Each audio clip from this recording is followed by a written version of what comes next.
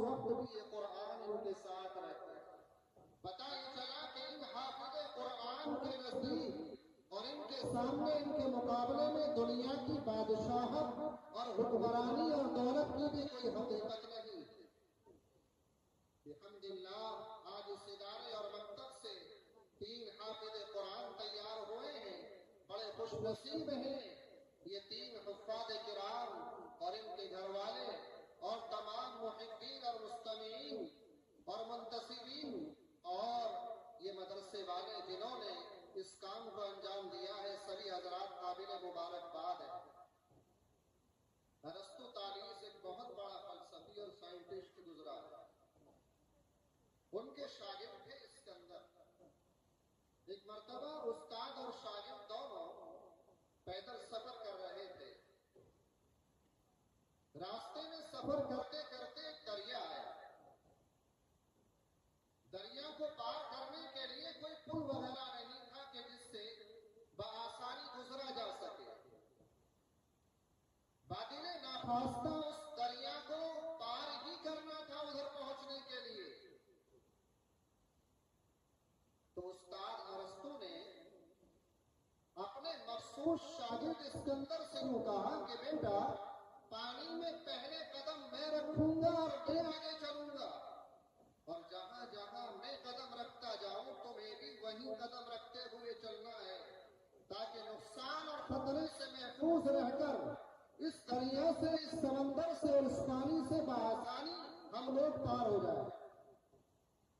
لیکن وہ لائق اور فائق شاگرد اسکندر یوں کہتا ہے کہ حضرت ایسا نہیں ہو سکتا، بلکہ پانی میں پہلے قدم میں رکھوں گا، آپ میرے پیچھے چلیں گے۔ بلاخر دونوں کے اندر کافی گہما گہمی ہوئی۔ استاد ہوتا ہے، استاد کا گردہ اور دل بڑا وسیع اور عریض ہوتا ہے۔ استاد نے کہا کہ ٹھیک ہے بیٹا کوئی آگے چلا، میں تیرے پیچھے چلوں گا۔ تو آگے اسکندر چلنے لگے، بلاخر پیچھے پیچھے استاد محترم ارسطو طالیس چلے اور اس دریا پار کر لیا۔ جب دریا پار کر لیا تو ارسطو استاد نے اسکندر سے پوچھا کہ بیٹا تم نے پڑھنے کے زمانے میں مجھ سے کبھی ضد نہیں کی، لیکن آج میں نے دیکھا کہ تم اتنے ضدی ہو گئے کہ کسی بھی قیمت پر مجھے ماننے کے لیے اور میری بات کو سننے کے لیے تیار نہیں تھے کہ جان کے مانتے اور عمل کرتے۔ تو شاگرد اسکندر نے جو جواب دیا معزز حضرات، وہ دل کے اندر محفوظ رکھنے کے قابل ہی نہیں، آب زر اور سونے کے پانی سے لکھنے کے قابل ہے۔ اسکندر شاگرد نے یوں کہا کہ استاد محترم اگر آپ آگے پانی میں چلتے تو پانی کے نشیب و فراز کا، اونچ اور نیچ کا، کم اور زیادہ ہونے کا آپ کو بھی اندازہ نہیں تھا کہ پانی کہاں گہرا ہے اور کہاں گہرا نہیں ہے۔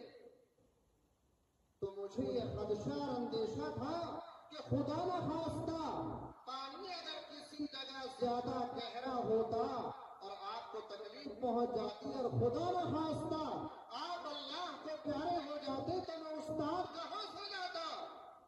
لیکن اگر میں اسکندر شاگرد اس پانی کے اندر اس کے نشیب و فراز کے ناواقفیت کی وجہ سے اگر گڑھے کے اندر گر بھی جاتا اور اللہ کو پیارا بھی ہو جاتا تو میرے ختم ہونے کے بعد آپ استاد باقی رہتے، تو آپ استاد باقی رہنے کی وجہ سے ہزاروں اسکندر پیدا ہو سکتے تھے، لیکن ایک ارسطو استاد پیدا نہیں ہو سکتا۔ یہ ہے استاد کا مقام اور مرتبہ۔